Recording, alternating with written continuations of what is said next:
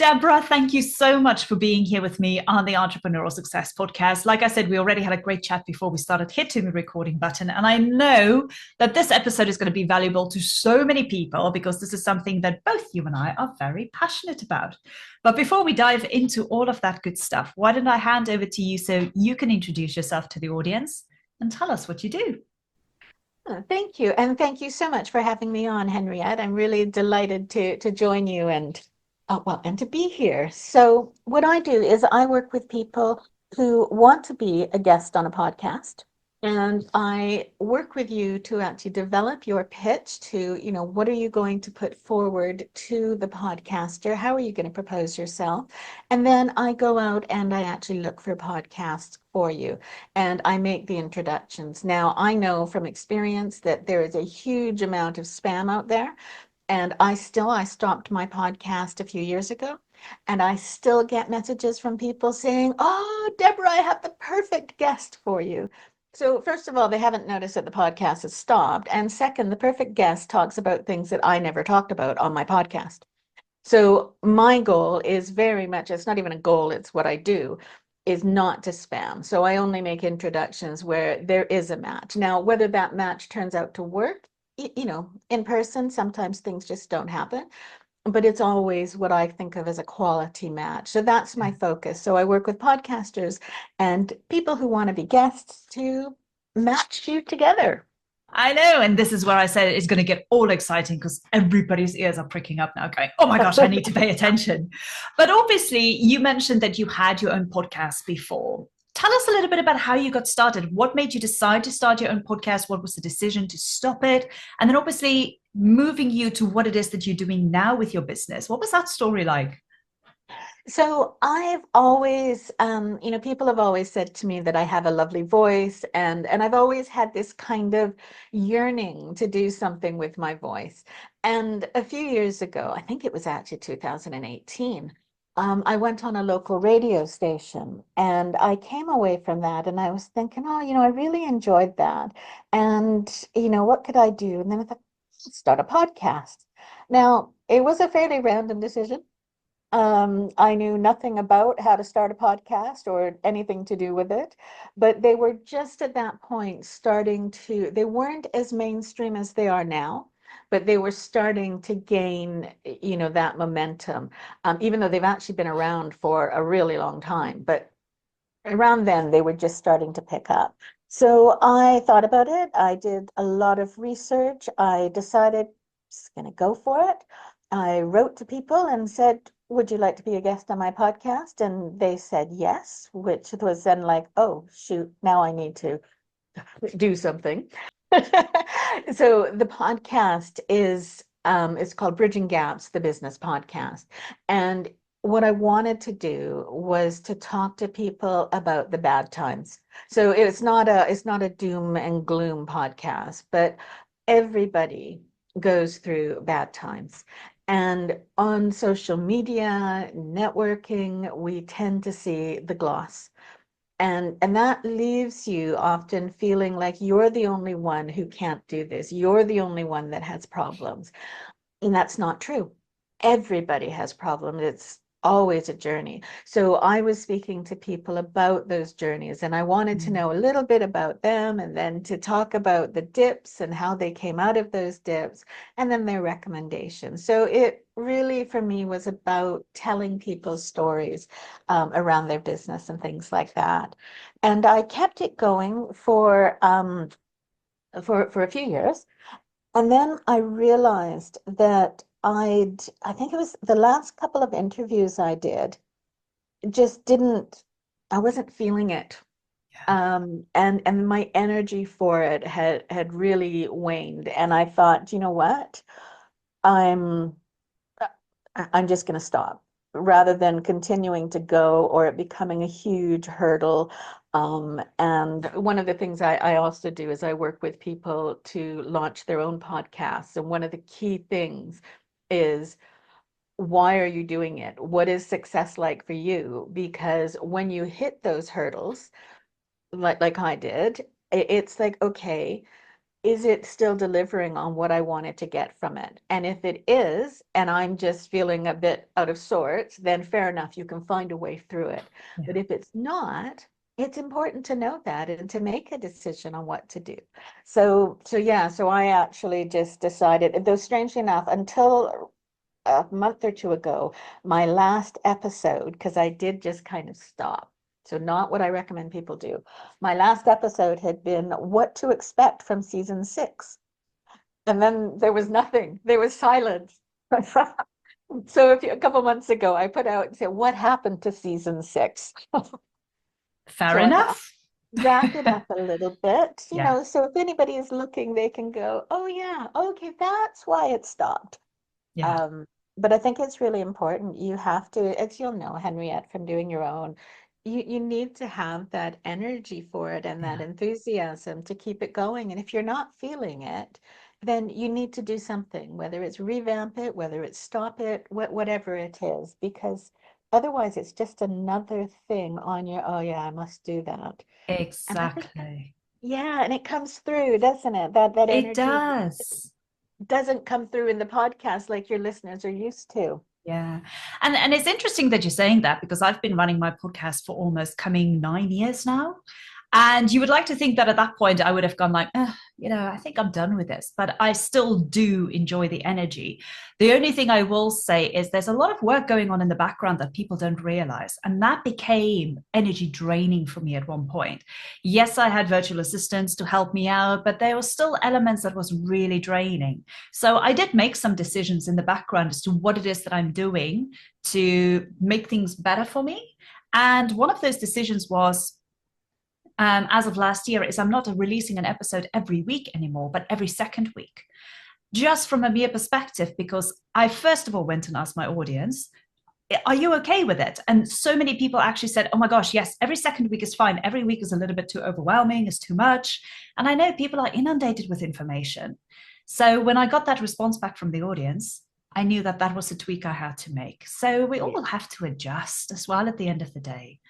And it's being realistic as well, isn't it? Is if every week is too much for you, then why keep trying to do it? And Yeah. as you say, and if your audience is going, yeah, absolutely fine, then it's definitely, okay, I'll make that change. And if it's things like, actually, I'll get somebody to do the editing, or I'll get this to happen, or all of those things can just help lift it and make it easier, because you'll quite often see, oh, all you need is a microphone and you can record. And it's like, well, yes, for the actual episode itself. But as you and I know, you need to find the guest. You need to make sure the guest is, somebody that you want to talk to. You need to get some information from them. You need to actually edit the episode. You Yeah. need to put it out there. You need to do artwork. And there's all these things which may not be why you started the podcast. I think the other thing is obviously we're having the conversation about running a podcast, and you and I are both podcasters. We love that entity because we are sharing information with our audiences. But I know for a lot of people in the audience, they're thinking, starting a podcast might be a little bit of a step too far for me. However, I'm interested into being a guest on a podcast. And I think that's what we really want to cover today, because there are so many business owners in my audience who are saying, well, I need to enhance my visibility. I want to get out there. I want to get interviews. So let's talk about that a little bit. Like you said earlier on, there are so many podcasts out there. So my question to you is, from your experience with what it is that you're doing with your clients, what type of podcast do you think people should search for? And, what does that look like for one of your clients as an example? So I firmly believe most of my clients are businesses, and business is still, no matter all of our technology and things like that, is still about know, like, and trust. And so what you want are podcasts that are going to do a mixture of allowing people to feel like they're getting to know you and to decide if they like you or not. And then once they've done that, they can decide if they trust you. So for me, that means you don't always have to be trying to display your expertise. So you and I talked about your dog earlier. So you could go on a podcast about dogs, and that's telling people, this is Henriette, and oh, she's got a dog, and here's what she loves about her dog, or what her dog drives her mad doing. I used to borrow a dog, and I remember I still have this picture of him with his ball in his food bowl because he clearly did not trust me to not steal the ball while he was eating. Um, So, things like that, which really then help people to get to know and like you. And then, and they may equally decide that they don't like you, which is absolutely fine. So I think it's looking at a range of podcasts, and it's also about when you are talking about your business, it's not about saying, oh, I can do this, I can help you to get on a podcast. You need to come and work with me. You need to do this. Because that's not why people are listening. I always say to people, we don't watch TV for the ads. It's giving, and it's giving value to the podcaster, to the audience, and really trying to help people, and knowing that again, that's helping them with the know, like, and trust. And that to me is what it's all about. And the other thing is that it helps to increase people's awareness of you. So if somebody comes up to you and says, oh, I've been hearing about you, Henriette, and I want to know more about such and such, you can say, well, actually, I was on a podcast a little while ago and I talked about that. So here, let me send you a link to that. And then they hear you in, again, a non-salesy, you being you. Yeah.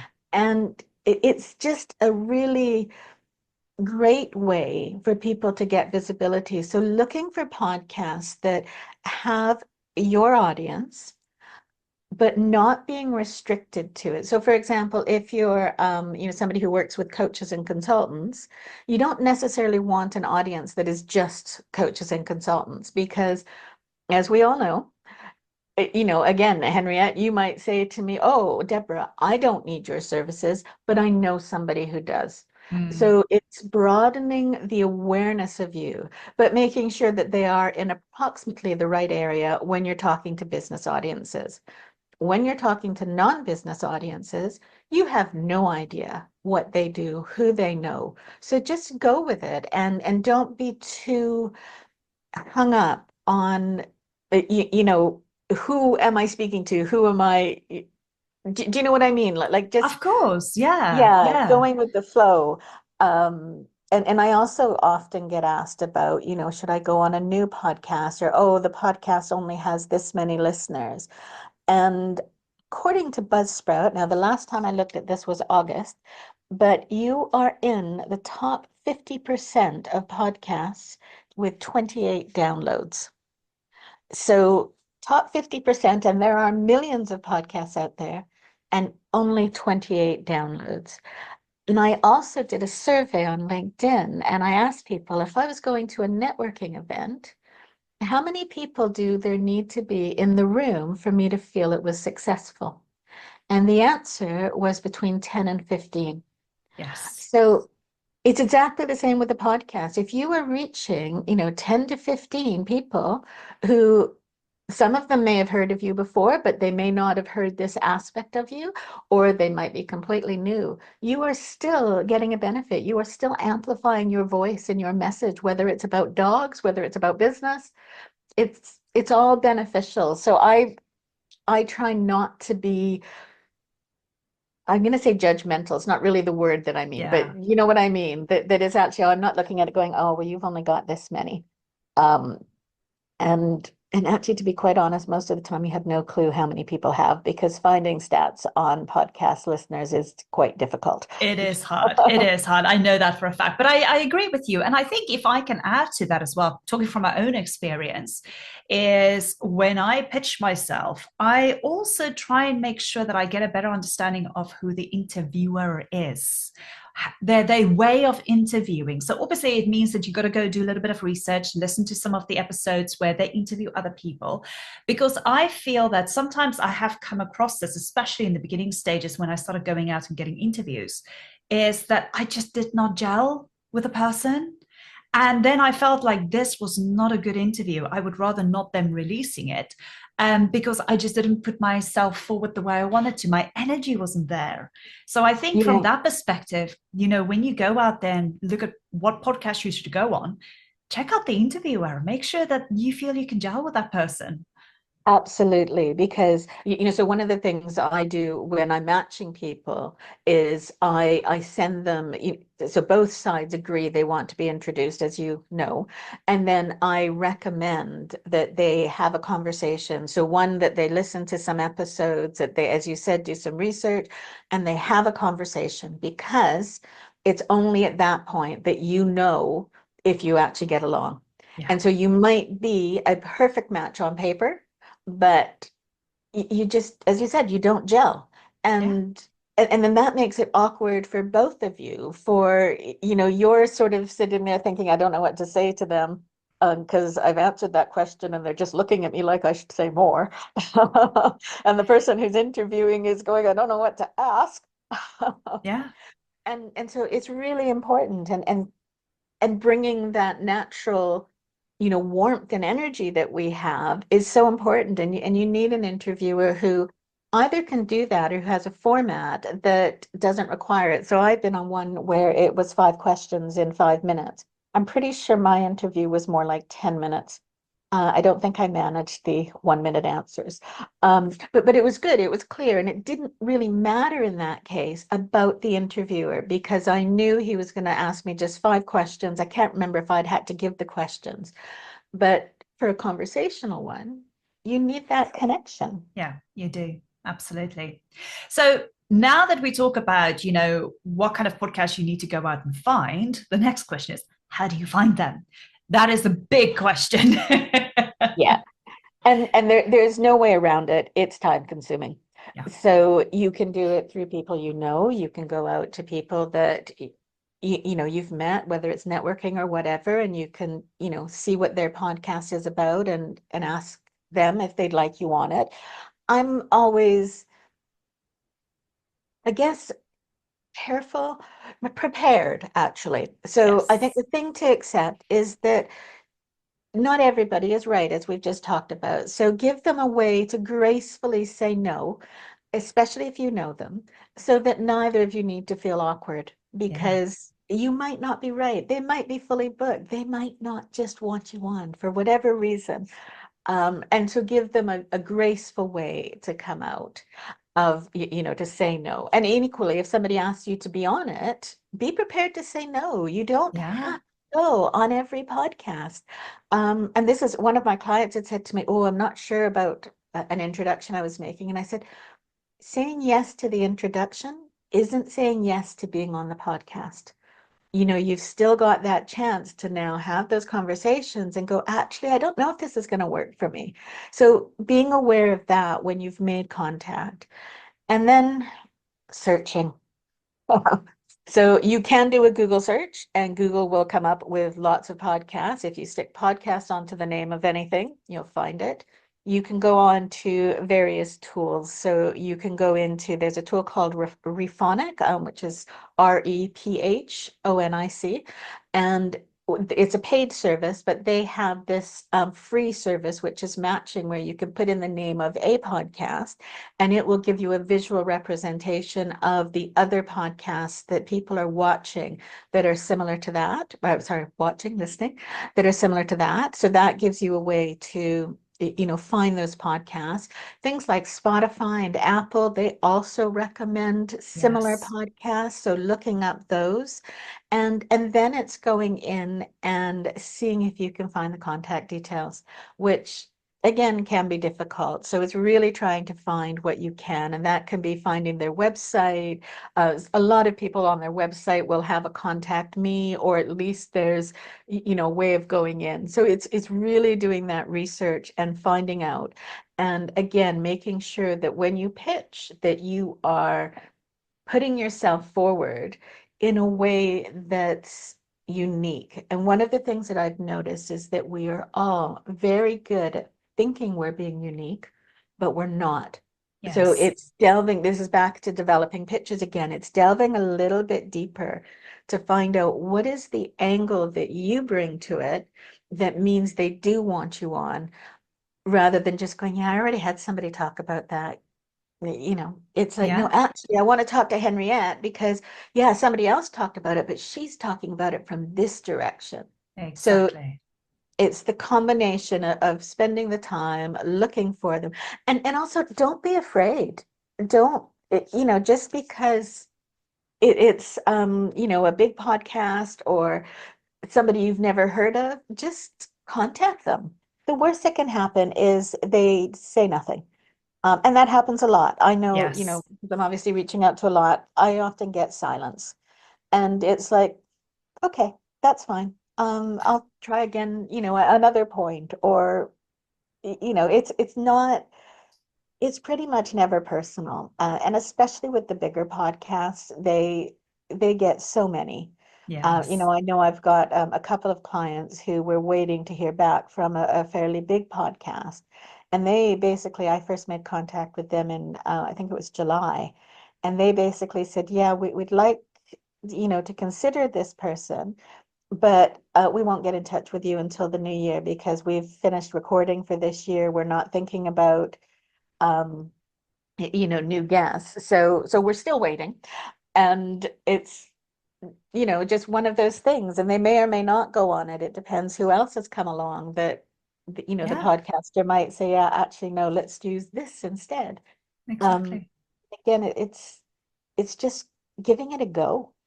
Yeah. And I think the good thing here is you got to start giving it a go and be okay with the no's because you will get a lot of no's. So Yeah. I always say reach out to 10 people, you might get one or two yeses.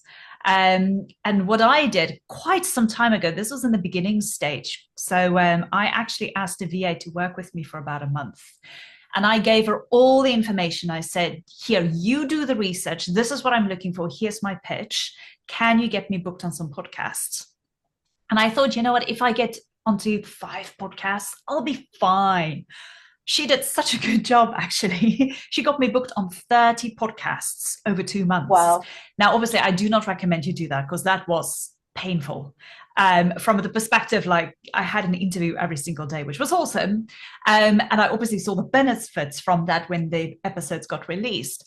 But it just shows that sometimes you do not have to make it difficult. I had to do the research myself first to know what I liked, what I didn't like. And Yeah. then I hand it over to a VA and say, okay, just for a month, just do some research and see if you can get me booked on. And it worked. So, And there are that's the ways thing. around it as well. Yeah. And it's being open, as you said, to those no's and that as well. Yeah, And also being aware, as you said, sort of doing, 30 episode or 30 interviews in a short period of time.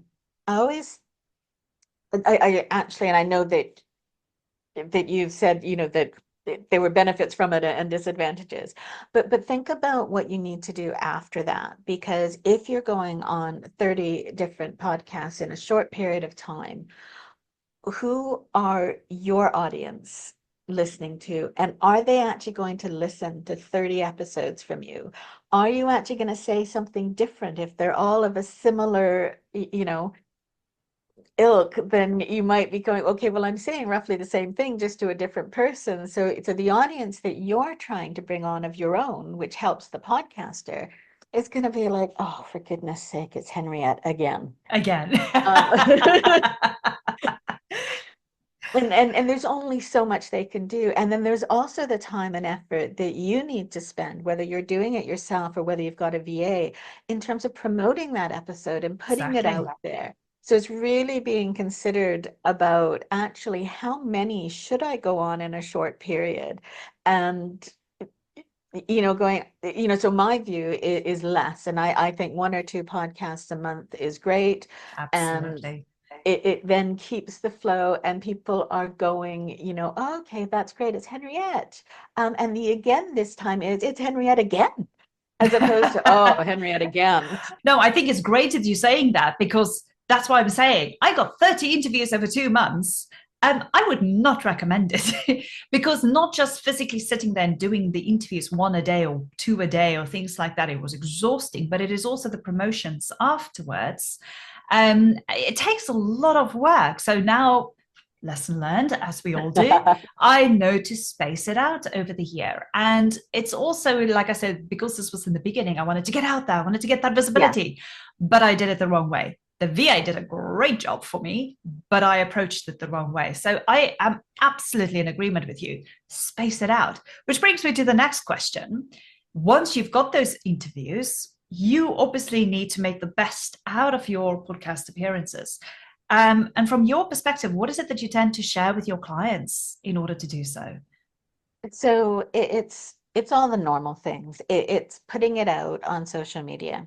So, putting a post out about it, taking snippets from it. Now, some podcasters will provide you with snippets that you can use, some don't, which is fine. Everybody's in a different place with their podcast, but looking for things that you've said, or even that the podcaster has said, that will grab people's attention, and putting those out there to try and pull people in. So rather than going, I was just on a podcast, have a listen, say something, I talked about this, or here's a quote that I made, and learn more here. So really try and draw people in, and just telling people that you were on it, and sending it out to your mail list, no matter how big or small your mail list is. Yeah. Let them know you were on it, tell them what you covered in it, tell them why they might want to listen.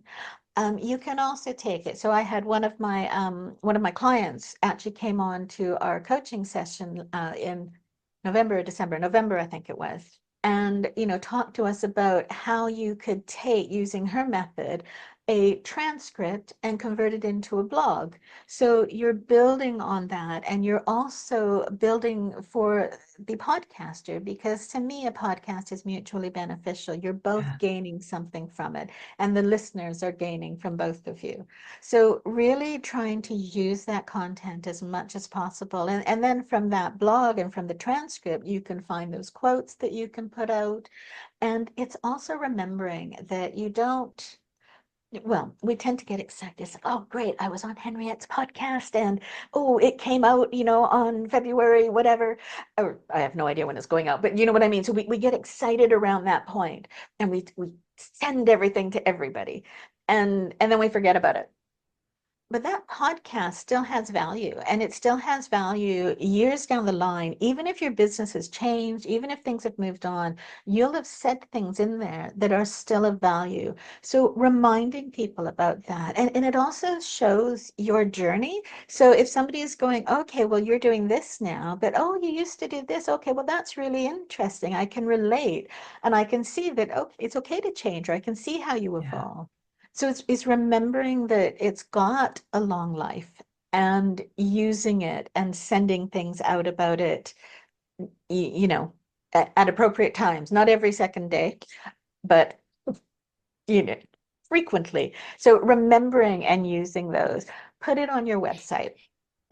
Show that you've made these appearances, that people can see that somebody wanted to talk to you, and they Yeah. actually put you on their podcast. Because if they thought you were rubbish, then hopefully they won't have released the episode, because that's bad for them.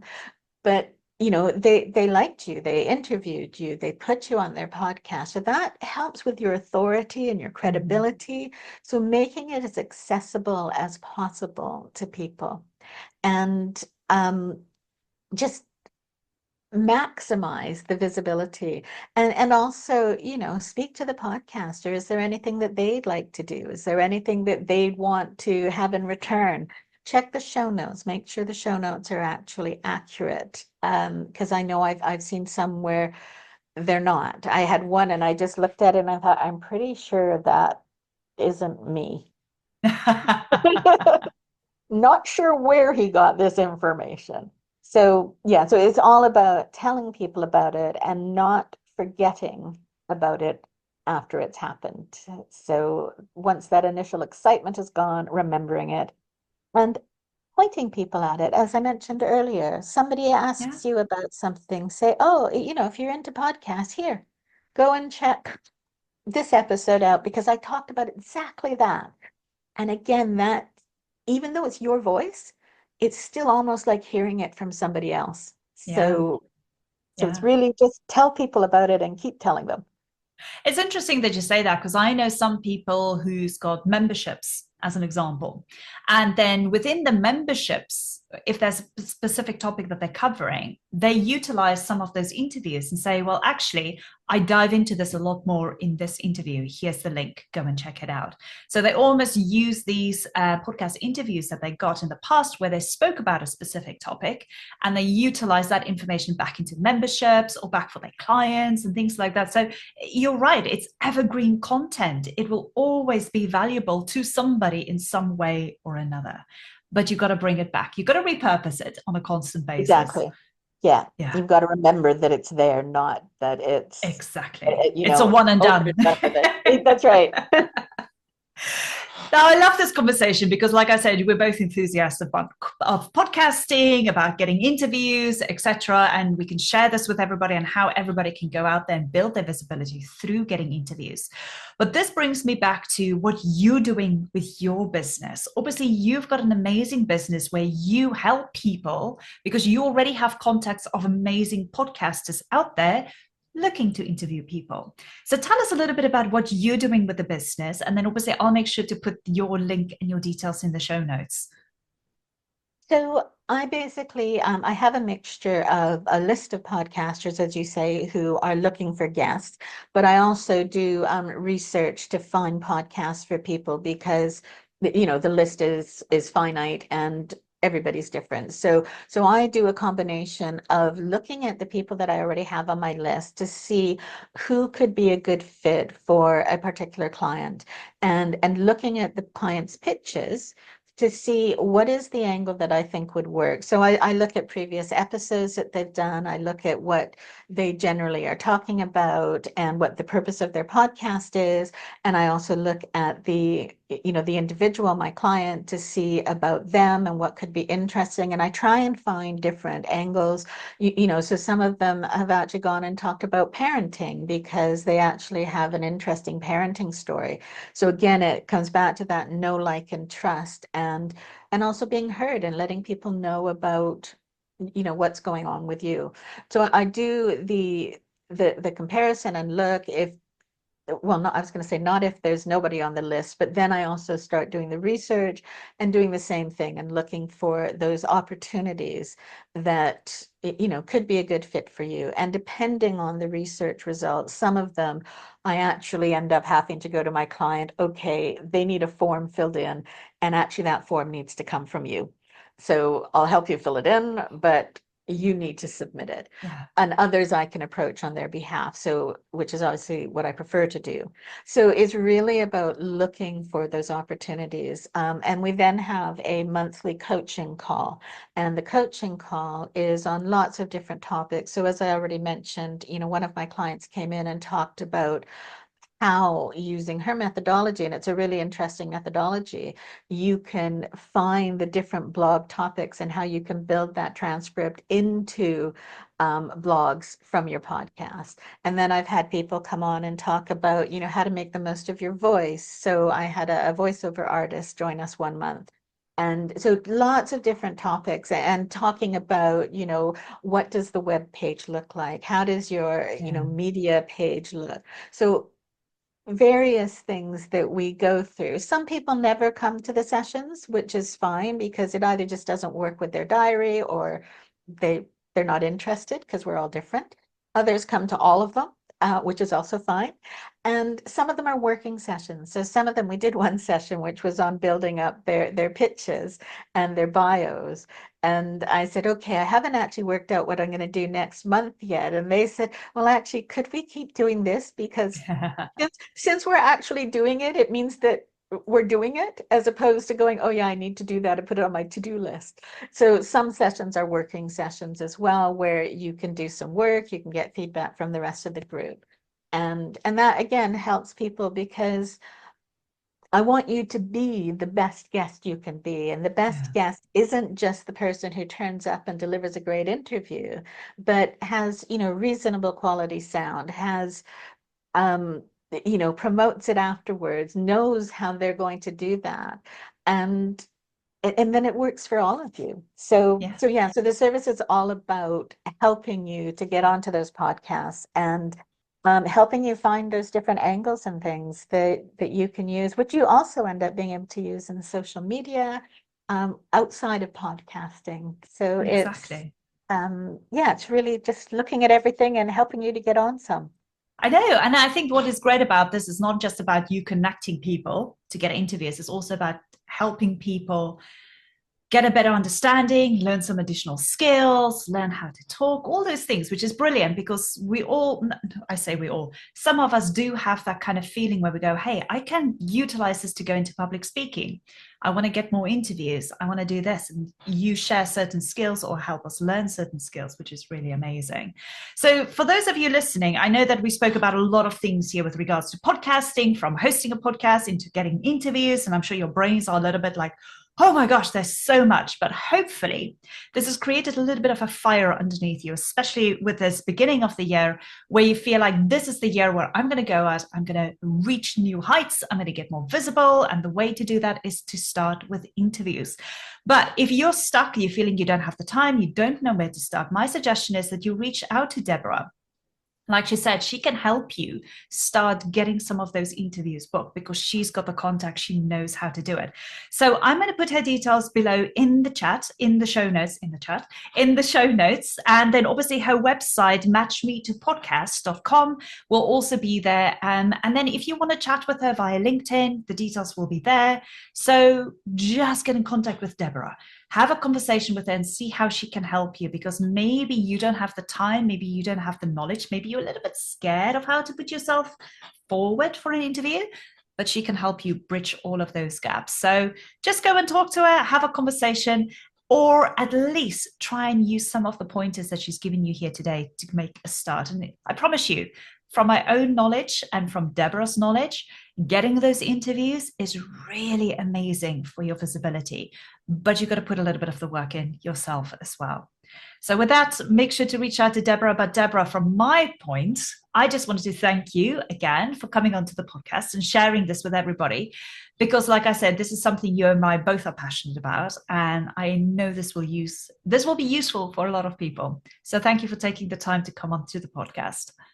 No, not at all. And thank you so much, Henriette. And it's been great talking to you. It's been just a really nice conversation. So thank you. I know. No, I absolutely loved it. But you and I will be in touch very soon again, I'm sure. Absolutely. But with that, enjoy the rest of your day. And thank you so much to each and every one of you. Go and reach out to Deborah or make a start and get some of those interviews booked for yourself. Take care.